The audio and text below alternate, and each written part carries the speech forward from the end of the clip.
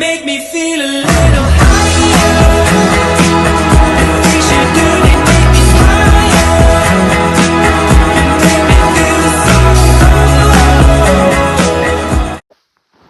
So, nasa bakasyon ako ngayon dito sa Sweden and napag-isipan kong why not gumawa ulit ng mga videos, mga panibagong videos.